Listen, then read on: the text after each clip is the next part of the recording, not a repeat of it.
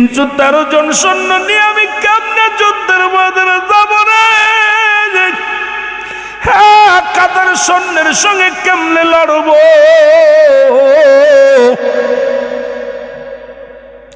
এই কাতার বাতিলের সঙ্গে কেমনে লড়বো? আল্লাহ, মুসলমানদের যদি শেষ করে দাও, আল্লাহ আমার সাহাবীদের যদি শেষ করে দাও, আমি নবী কার কাছে দিনের দাওয়াত দিব? আমি নবী কার কাছে ইসলামের দাওয়াত দিব? রব্বুল আলামিন, আমি কার কাছে দিনের দাওয়াত দিব রে আল্লাহ? আল্লাহ বলে নবীজি হাত উঠায় কাঁদতেছিলেন। এমন সময় জিবরিল আমিন আসলেন, সালাম আসসালামু আলাইকুম ইয়া রাসূলুল্লাহ ইয়া হাবিবাল্লাহ। নবী ওয়ালাইকুম আসসালাম। জিবরিল, এমন সময় কেন আসছো? বলে হুজুর, আল্লাহ রাব্বুল আলামিন আমাকে পাঠিয়েছে। আজকে কোনো ওহী নিয়ে আসি নাই, আজকে একটা শুভ সংবাদ নিয়ে আইছি। আপনি চোখের পানিগুলো মুছে ফেলেন, কেন টেনশন করেন? আল্লাহ রাব্বুল আলামিন আমার সনে 3000 সৈন্য আসমান থেকে পাঠিয়ে দিছি ইয়া রাসূলুল্লাহ ইয়া হাবিবাল্লাহ। 3000 ফেরেশতাদের সরদার হইয়া, আমি সেনাপতি হইয়া আপনার কদমের মধ্যে আল্লাহ পাঠিয়ে দিছে। জোরে বলা যাবে না মারহাবা? কত হাজার? 3000। রাসূলুল্লাহ তাকায় দেখে 3000 ফেরেশতা। কাম সারছে। সবার হাতে অস্ত্র, সবার হাতে, সবার কাছে ঘোড়া, সবার কাছে যানবাহন, সব প্রস্তুতি, এক পোশাকে। কাফেররা কয়শো আর মুসলমানদের 3000। 313 জন হলো শরিয়াতে। আল্লাহ নবী দেখে মিসকে একটা হাসি দিলেন।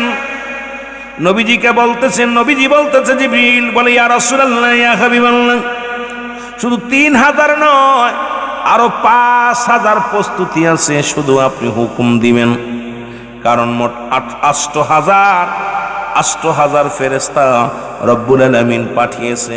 3000-এর কমান্ডার বানায় আমারে পাঠাইছে, আর 5000 প্রস্তুতি রাখছে, মজুত রাখছে। আপনি যদি বলেন তারা আসবে, আর যদি না বলেন তারা আসবে না।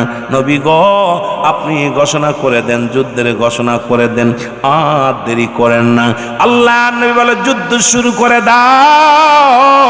কাফের রাইসা দেখে মুসলমানদের কাফেলা, দূর থেকে দেখে হাজার হাজার মুসলমান। কাফেরদের পরাণ শুকায় গেছে, কলিজাটা শুকায় গেছে। এত সৈন্য কই পেল রে? এত সৈন্য কই পেল? যুদ্ধ শুরু হয়ে গেল। এই যুদ্ধে তুমুল আকারে যুদ্ধ কাটাকাটি শুরু হয়ে গেল। দুটি বালক পুরো ময়দানের বদর প্রান্তরে দৌড়াদৌড়ি করে, যারে পায় তারে জিগায়, ভাই আবু জেহেল রে দেখছনি? আবু জেহেল কি ডাক? দুই ভাই তোমার বাবু জেহেল রে, ঘোড়ার পায়ের নিচেই পড়ে আছে। ছোট্ট ছোট্ট দুটি ভাই তরবারি দুইটা হাতের মধ্যে নিয়ে জিগায়, ভাই আবু জেহেল কই? আবু জেহেল কি ডাক? কই কি আর বা? কয় দরকার আছে। শত্রু গেলে কয়, ভাই আবু জেহেল কি না? কয় তোমরা কি করবা? কয় দরকার আছে। যুদ্ধ শুরু হয়ে গেল। ও মুসলমান শুনে নাও, একজন লোক বলে, ভালো কই যে দেখো সাদা ঘোড়ার উপরে আবু জেহেল বসে আছে। ওইটা লো আবু জেহেল। দুই ভাই দৌড়ায়া ছুটে গেলেন, যা তরবারি দিয়া বারবার হাঁকাইতে লাগলেন, কিন্তু গায়ে মারতে পারে না, কারণ ঘোড়ার ঠাটুর নিচেই পড়ে আছে দুই ভাই।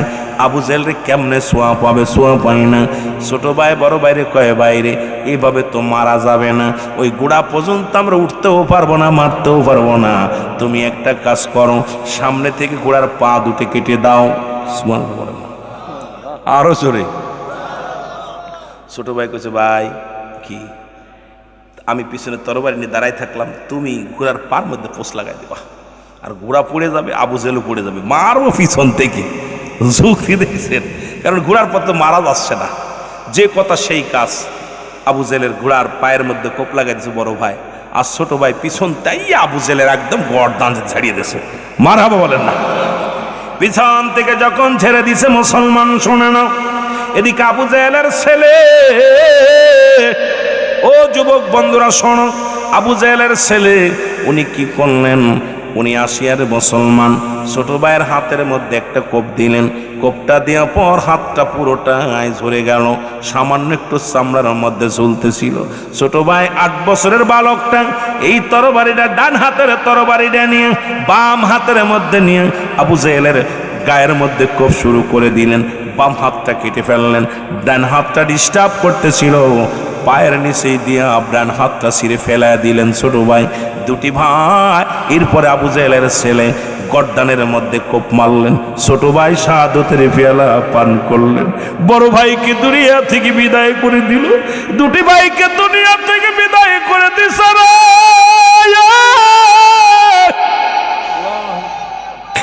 এই নবীর পাগল দুটো বদরের যুদ্ধের বদর প্রান্তরে পড়ে আছে।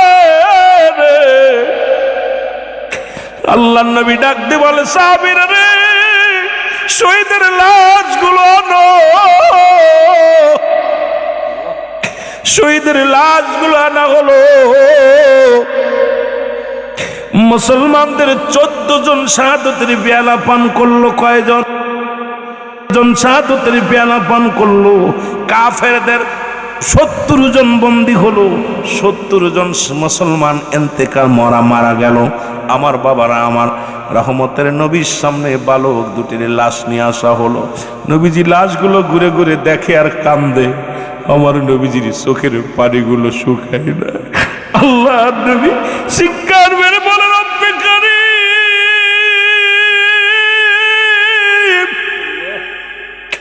এই বদরের যুদ্ধে মাসুম দুটি প্রাণ হারাইল রে। আমি নবীকে এত ভালোবাসে, আমি নবীকে এত মায়া করছে রে। আল্লাহ জীবন দিয়ে প্রমাণ করে দিয়ে গেল, আমাদের জীবনের চাইতে আমার নবীর প্রেম বড়, জীবনের চাইতে আমার নবীর ভালোবাসা বড়। বালক দুটির লাশ সামনে নিয়ে রহমতের নবী অজার নয়নে কাঁদতে লাগলেন। জিবরিল আমিন এসে বলে, ইয়া রাসূলুল্লাহ, ইয়া হাবিবাল্লাহ, কারণ এই বালক দুটির অন্তরের ভিতরে শাহাদতের তামান্না জেগেছিল, তার মার ভিতরে তামান্না জেগেছিল। রব্বুল আলামিন এদের জন্য জান্নাতের একটা নয়, দুটি নয়, 8টা জান্নাতের দরজা খুলে রাখছে। অসংখ্য ফেরেশতা দিয়া জান্নাত সাজাইছে। জান্নাতি ফেরেশতারা ওই দুজন বালককে জান্নাতে নেওয়ার জন্য প্রতিযোগিতা শুরু করে দিছে। আসমানের জগতে, জমিনের জগতে যত ফেরেশতারা আছে সবাই ফুলের মালা নিয়ে আহলান সালাম দিয়া জান্নাতে নেওয়ার জন্য অপেক্ষা আছে। ইয়া রাসূলুল্লাহ, ইয়া হাবিবাল্লাহ, এই বালক দুটির মর্যাদা আল্লাহ এত বাড়িয়ে দিছে, এই বালক দুটির এত মর্যাদা শুধু আপনার প্রেমে জীবন দেওয়ার কারণে জান্নাতের প্রতি গেটে গেটে অসংখ্য ফেরেশতার অপেক্ষা আছে তারে আহলান সালাম জানানোর জন্য, শুভেচ্ছা জানানোর জন্য। ইয়া রাসূলুল্লাহ, ইয়া হাবিবাল্লাহ, নবী গো, আপনি চোখের পানি মুছে ফেলেন, বালকদের জন্য দোয়া করেন। আমার নবী বলে, জিবরিল রে, আমি কেমনে মুছবো রে, এই বালক দুটির আমি কেমনে ভুলবো রে জিবরিল। এই মদিনার বুকে যখন এসেছিলাম রে, এই বালক দুটির ভালোবাসা আমি ধন্য হয়েছিলাম রে। ইসাবির ছেলে দুটি বালক জীবনে কোনোদিন নিজের জীবনের মায়া করলেন না। আমাকে নবী, আমি নবীকে এত ভালোবাসলেন, এই বিনিময় জীবনটা দিয়ে দিল, জীবনটা কোরবানি করে দিল। আমার যুবক ভাইয়েরা, আমার রহমতের নবী রাহমাতুল আলামিনের প্রেমে এরকম বালকেরা জীবন দিয়ে গেছে। শুধু বালকেরা নয়, আর একটা যুদ্ধ নবীজি বললেন, সেই যুদ্ধের কথাটা বলে আলোচনা শেষ করব। মুসলমান গভীর মনোযোগ, সেই যুদ্ধটা হলো হুনাইনের যুদ্ধ। জোরে জোরে চিল্লায় বলা যাবে না মারহাবা। আর একটা যুদ্ধ যুবকদের বিষয়ে, নাম কি? হুনাইনের যুদ্ধে। নাম কি? হুনাইনের যুদ্ধ। নাম কি? হুনাইনের যুদ্ধ। রাসূল পাক সাল্লাল্লাহু আলাইহি সাল্লাম এর উপরে আবার শুরু করলো আক্রমণ, নির্যাতন। নবীজি আবার একটা যুদ্ধের ডাক দিল, সেই যুদ্ধটার নাম হলো হুনাইনের যুদ্ধ। হুনাইনের যুদ্ধ যখন ডাক দিলেন নবীজি, সাহাবীদেরকে সামনে নিয়ে বসলেন। আগামীকাল ফজরের নামাজ বাদে হুনাইনের যুদ্ধে যেতে হবে নবীজি ঘোষণা করে দিলেন। নবীজি বললেন, আমি সাহাবীদের নাম ঘোষণা করব, তোমরা কে কোথায় আসো? আজকে 3 জন সেনাপতির নাম ঘোষণা করব। কয়জন সেনাপতি? 3 জন সেনাপতির নাম। রাসূলুল্লাহ যখন বললেন, সাহাবীরা অপেক্ষা আছে, কার নামটা বলবে, কে আজকে সেনাপতি হবে হুনাইনের যুদ্ধে?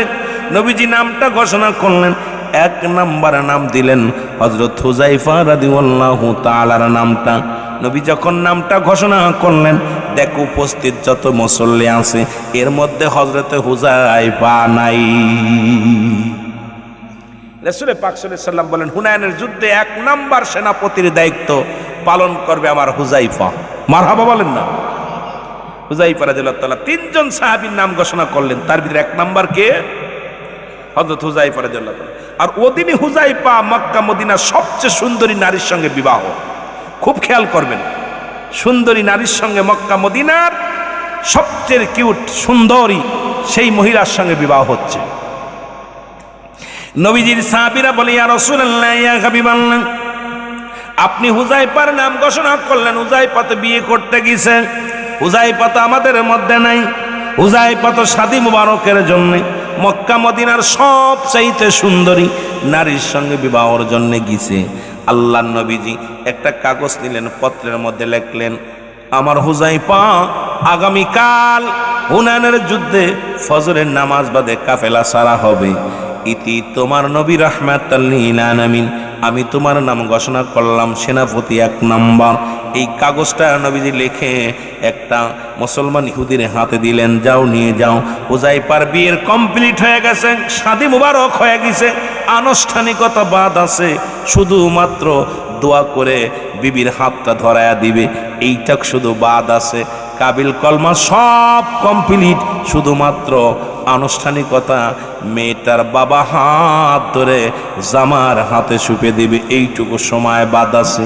এমন সময় চিঠিখানা যখন আসলো, চিঠিখানার মধ্যে নিয়ে ডাক দে বলে, হুযায়ফা রে, হুযায়ফা, তোমার একখানা পত্র আইছে রে।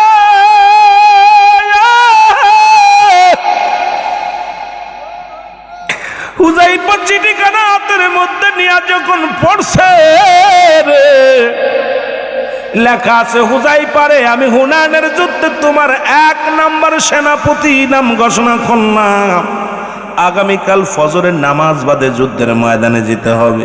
হুযায়ফা চিঠিখানা পাইয়া একবার মুখের মধ্যে ধরে, একবার মাথার মধ্যে লাগায়, একবার চুমা দেয়, ডাক দে কয়, নবী গো, নবী, এখন সন্ধ্যা লেগে গেল, আগামীকাল আর কার মাত্র কয়েক ঘন্টা সময় আছে, নবী গো, সুতরাং ফজরের নামাজ বাদে যুদ্ধের ময়দানে যেতে হবে, আমার দেরি হয়ে গেল। লাফতে উঠে বলে, উপস্থিত ভাইয়েরা, আপনারা থাকেন, আমি রওনা দিলাম। হুযায়ফা শ্বশুর ডাক দে বলে, বাবা পাগলামি করো কেন? জীবনে এইমাত্র আমার মেয়ের সঙ্গে তোমার বিবাহ হলো, আমার মেয়েও কোনোদিন তোমাকে দেখে নাই, তুমিও আমার মেয়েকে দেখো নাই, একটু সময় দাও, শুধু দোয়াটার পরে আমার মেয়েটা নিয়ে যাও, আমার মেয়েটারে নিয়ে যাও। হুযায়ফা ডাক দে কয়, ও আমার আব্বাজান, শোনেন, আমার একটা মিনিটের সময় নাই, কারণ আমার নবী রাহমাতুল লিল আলামিন আমার যুদ্ধের এক নম্বর সেনাপতি বানায়া দিছে, সুতরাং আমার বিবাহে বন্ধনে আবদ্ধ হয়ে বসে থাকার সময় নাই, আপনারা নিয়ে আসেন, আমি রওনা দিলাম। হুযায়ফা দোষ শুরু করছে, জোরে জোরে বলেন মারহাবা। সুন্দরী বউ তুইয়া হুযায়ফা দোষ শুরু করছে। রাসূলুল্লাহর কাছে গেলেন, রাসূলের কাছে যায় ঈশা সালাতের পরে নবীজিকে, আসসালামু আলাইকুম ইয়া রাসূলুল্লাহ, নবীজিকে, হুযায়ফা আইছো? বলে, জি হুজুর, আমি আইছি। নবীজি বললেন, যুদ্ধের সরঞ্জানি গুছায় নাও। সরঞ্জানি গুছায় নিল, সব কমপ্লিট। ফজরে আজান দিল হযরতে বেলাল রাদিয়াল্লাহু তাআলা, আসসালাতু খায়রুম মিনান নাওম,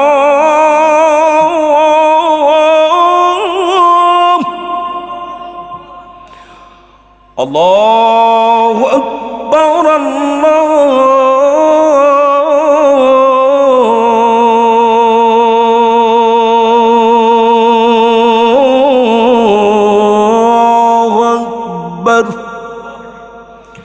لا إله إلا الله।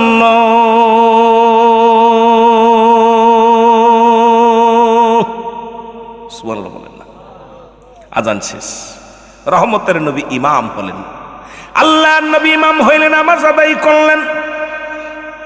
রহমতের নবী যখন নামাজ শেষ করে সাহাবীদেরকে নিয়ে বসলেন, একটু পরেই তো কাফেলা রওনা দিবে।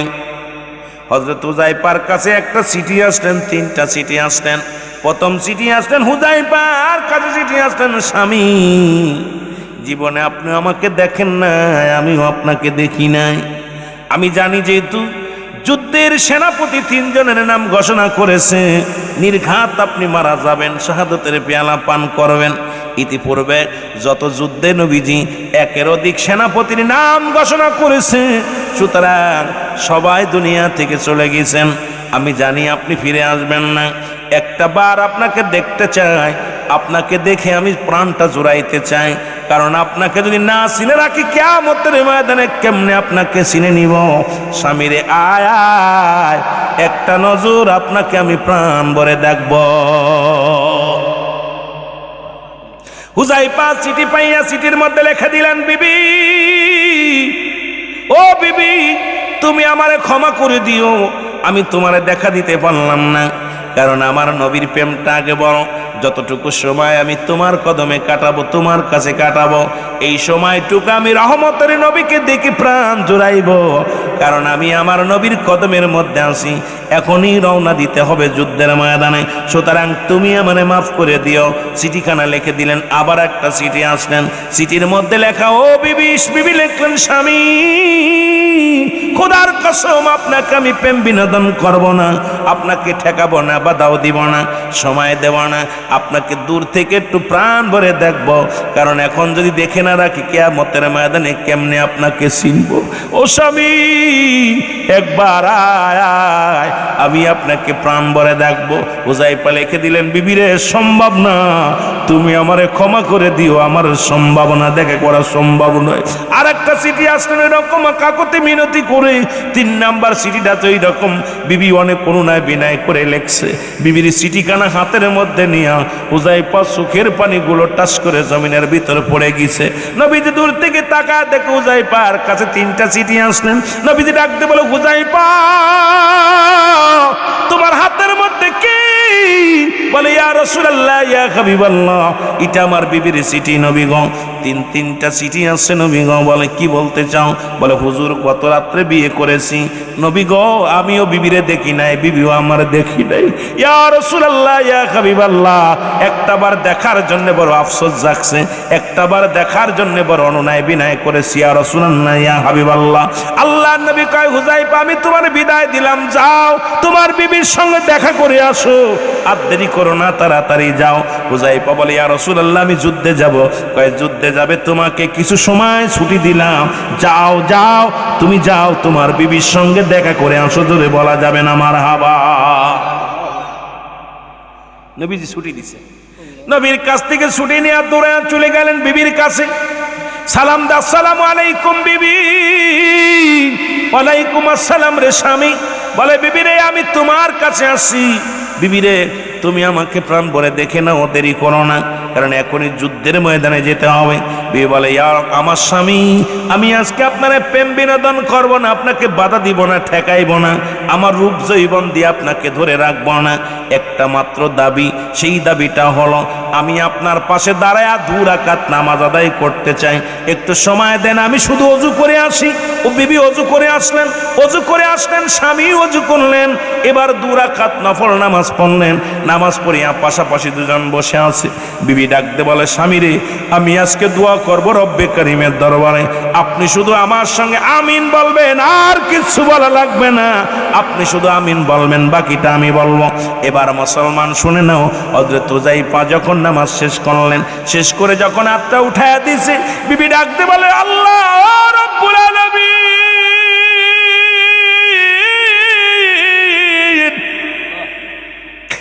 ও রব্বুল আলামিন, আমি তোমার কাছে ফরিয়াদ করি, আল্লাহ, যেহেতু হুনাইনের যুদ্ধে 1 নম্বর সেনাপতি আমার স্বামী, আল্লাহ, এরপরে আরো 2 জন সেনাপতি আছে, আমার স্বামী নির্ঘাত মারা যাবে, আল্লাহ, আল্লাহ, তোমার কাছে ফরিয়াদ করি, আমি সতী নারী, আমি সতী নারী হইয়া পতি হারাইতে চাই না, আমার আল্লাহ, তুমি আমার স্বামী রে, আমার স্বামী। ও মুসলমান শুনে না, সঙ্গে সঙ্গে হাতটা নামায় ফেলছে। হুযায়ফা হাতটা ছেড়ে দিছে। বিবি বলে স্বামীরে কি করলেন? এই মাত্র তো দোয়াটা কবুল হতো, আপনি করলেন কি? হাতটা নামায়া ফেললেন। ডাক দে কয় বিবিরে পাগলামি করো না, কারণ আমার নবীজি জানে আমি বিয়ে করেছি, আমার নবী জানে আমি এই মাত্র বিয়ে করলাম। আমার নবী যখন আমার জন্য লিখেছে শহীদের পেয়ালা, শাহাদতের পেয়ালা, তুমি আমাকে কেন ফিরাইতে চাও? আমার নবীর চাইতে কি তুমি আমারে ভালোবাসো?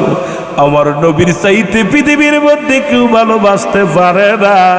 সুতরাং বিবিরে, ও বিবি পাগলামি করো না, কারণ এই দুনিয়ায় আর তোমার সঙ্গে দেখা হবে না, দেখা হবে হাসরের ময়দান। বলে হুযায়ফা রাদিয়াল্লাহু তাআলা লাফ মেরে উঠে পড়লেন। পিছন থেকে বিবি বারবার ডাকলেন, বিবিরে স্বামীর একবার তাকান, একবার তাকান। হুযায়ফা একবারও তাকালেন না, চলে গেলেন, যা পর যুদ্ধের ময়দানে গেলেন। সর্বপ্রথম শহীদ হয়ে গেলেন পৃথিবীর মধ্যে মুসলমানদের প্রথম শহীদ হলেন হযরত হুযায়ফা রাদিয়াল্লাহু তাআলা। শাহাদতের পেয়ালা পান করলেন মুসলমান হুনাইনের যুদ্ধে। নবীজি যুদ্ধের সেনাপতিদের লাশগুলো যখন আনতে লাগলেন, যখন রাসূলুল্লাহ সমস্ত লাশগুলো, শহীদের লাশগুলো আনলেন, আমার হুযায়ফার সামনে দাঁড়ায় আমার নবীজি হাউমাউ করে কাঁদতে লাগলেন। আমার নবী ডাক দিয়ে বলে, সাহাবীরা দেখছুনি আমার হুযায়ফার নতুন বিবি, মক্কা মদিনার সবচাইতে সুন্দরী নারী, সবচাইতে মুসলমান শুনে নাও, সবচেয়ে বড় সুন্দরী নারী আমার হুযায়ফা আমার প্রেম থেকে সরাইতে পারে না। জীবন দিয়ে প্রমাণ করে দিয়ে গেল, স্ত্রী পুত্র পরিবার পরিজনের চাইতে নবীর প্রেম আমার হুযায়ফার কাছে অনেক বড়। জোরে জোরে বলেন মারহাবা। আর একটু জোরে জোরে চিল্লায়া বলা যাবে না মারহাবা? আমার ভাইরা, আমার বন্ধুরা, আমার হুযায়ফার বিবি ছুটে আসলেন, এসে ডাকতে বলে, ইয়া রাসূলুল্লাহ, ইয়া হাবিবাল্লাহ, একটা মাত্র দাবি, আমি আমার স্বামীকে একটু প্রাণ ভরে দেখতে চাই, কারণ কিয়ামতের ময়দানে যেদিন আল্লাহর জান্নাতে যাব, এ আমার স্বামী, দয়া করে মায়া করে গো আমার স্বামী, সেদিন যেন আমি আমার স্বামীকে চিনতে পারি। ও আমার নবী গো, আমার স্বামী যেন আমারে চিনে নেয়। আমি দুনিয়ার জগৎ আর কোনোদিন বিবাহ বসবো না, পৃথিবীর মধ্যেই মাথা কারুর কাছে বিক্রি করব না, কারণ আমি আমার স্বামীর আমানতগুলো গচ্ছিত রেখে দিলাম। হাসরের ময়দানে ওই জান্নাতের ভিতরে আমাদের মিলন হবে, জান্নাতের ভিতরে আমাদের বাসর হবে। ইয়া রাসূলুল্লাহ, ইয়া হাবিবাল্লাহ, আমি আমার স্বামী যদি সুন্দরী বিবির মা কুরবানি করতে পারে, পৃথিবীর সবচাইতে সুন্দরী নারীর কুরবানি করতে পারে, ইয়া রাসূলুল্লাহ, ইয়া হাবিবাল্লাহ, আমি কেন আমার জীবনটা কুরবানি করতে পারবো না? আমি আমার স্বামীর জন্য রেখে দিলাম, আমার স্বামীর জন্য আপনি দোয়া করবেন হাসরের ময়দানে যেন আমি আমার স্বামীকে পাই, আমি যেন আমার স্বামীর হাত ধরে জান্নাতে যেতে পারি। ইয়া রাসূলুল্লাহ, ইয়া হাবিবাল্লাহ, আমার নবীজি চোখের পানি আর ধরে রাখতে পারে নাই, নবীও কান্দে, হুযায়ফার বিবিও কান্দে, নবীজি চোখের পানি ছেড়ে ছেড়ে কান্দে আর বলে, সাহাবীরা রে, তোমরা দেখছো নি,